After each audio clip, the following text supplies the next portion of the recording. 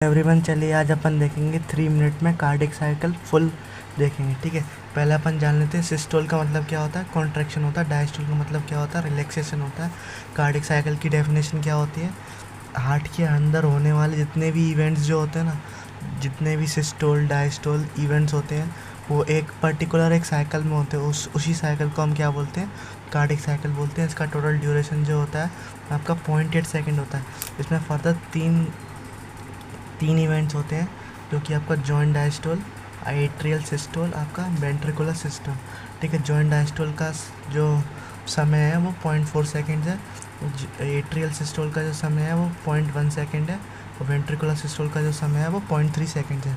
इसमें क्या होता है, 70% ऑफ वेंट्रिकल फिलिंग होती है इन दिस फेज। इसमें बाद बाकी जो होती है ना 30% वेंट्रिकल फिलिंग, वो एट्रियल सिस्टोल में होती है। ठीक है, जॉइंट डायस्टोल में जितने भी आपके चेंबर्स, 4 चेंबर्स रहते हैं हार्ट के, वो चारों आपके किस में रहते हैं, रिलैक्स स्टेट में रहते हैं।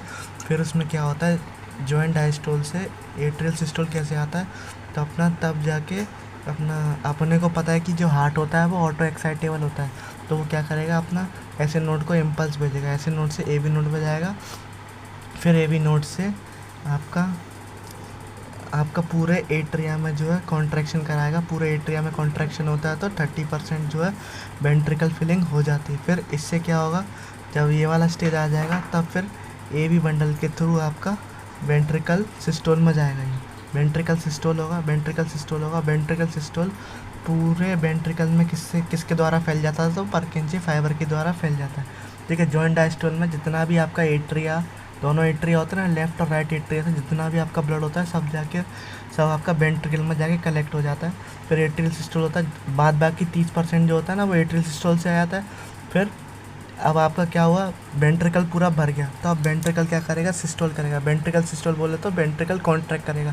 तो वेंट्रिकल कॉन्ट्रैक्ट करेगा तो इसके पास भी तो आपके सेमिनुलर वॉल्व होते हैं। ठीक है, वॉल्व का मतलब पहले आप समझ लो, वॉल्व ऐसी चीज़ होती है जो आपको बैक फ्लो से बचाती है। दो वॉल्व तो आपके ऊपर होते हैं। ठीक है, आपका उनके जंक्शन पे, एट्रिया और वेंट्रिकल के जंक्शन पे, एक होता है ट्राइकस्पिड, एक होता है बाइकस्पिड।